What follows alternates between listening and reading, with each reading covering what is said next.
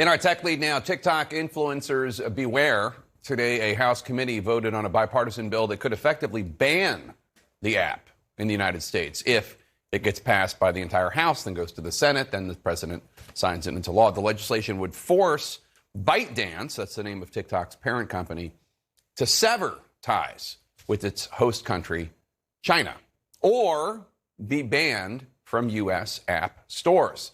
The lawmakers behind the bill say apps that are controlled by foreign adversaries such as China collect way too much information on the Americans who use the apps, and pose security risks to the United States. Joining us now, Republican Congressman Mike Gallagher and Democratic Congressman Raja Krishnamoorthi. They're the co-authors of the bill. Mr. Chairman, let me start with you. There are more than 170 million TikTok users in the U.S. It's one of the most popular apps in the world.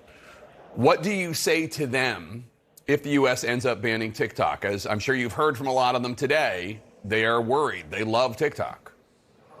Well, we hope that they will continue to be able to use the platform once TikTok makes the responsible decision to separate itself from ByteDance. TikTok can continue to exist in the United States as long as it's not effectively controlled by the Chinese Communist Party.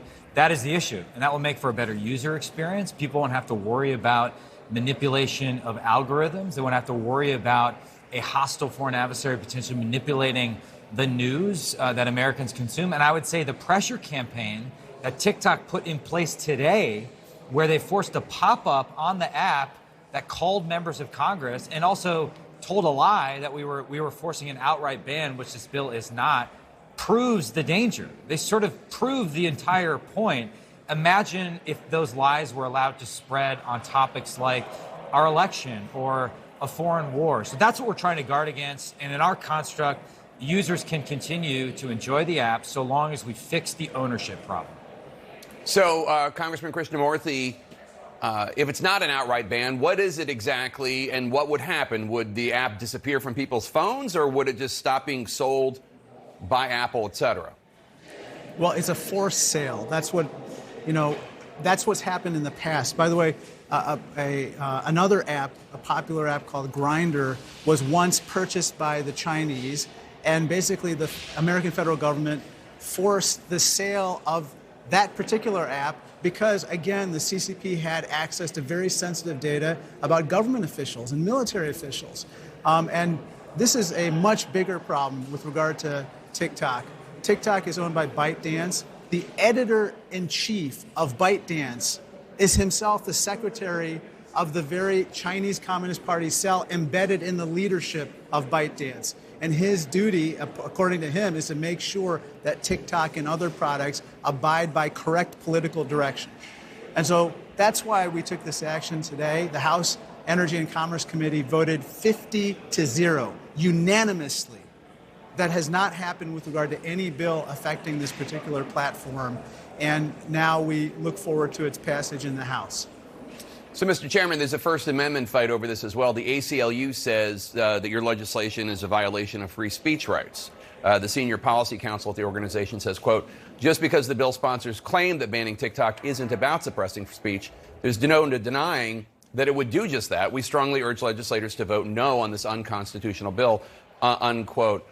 Do you think that the national security threat outweighs whatever free speech issues there are out there? Well, to be clear, I don't think our bill endangers any First Amendment issues at all. We're talking about foreign ownership and control of an app. And once that foreign ownership is addressed, not only will people be able to continue to say whatever they want on the app, you'll also have freedom of thought, freedom from fear that your thought might be manipulated because of the opaque algorithm. And for that illogical claim that TikTok is making to be true, then previous incidents where we've addressed ownership, for example, in the antitrust paradigm, would have had a massive First Amendment impact. The breakup of Bell in 1982 would have been one of the biggest First Amendment issues in American history, but of course, it wasn't. So we've carefully worked on this bill for 6 months. We've worked with the White House to get technical assistance. We are very confident that this is a construct that avoids any issue like a bill of attainder, does not infringe on freedom of speech. It's about foreign adversary control of the news and the ability to spy on Americans. It's the same principle.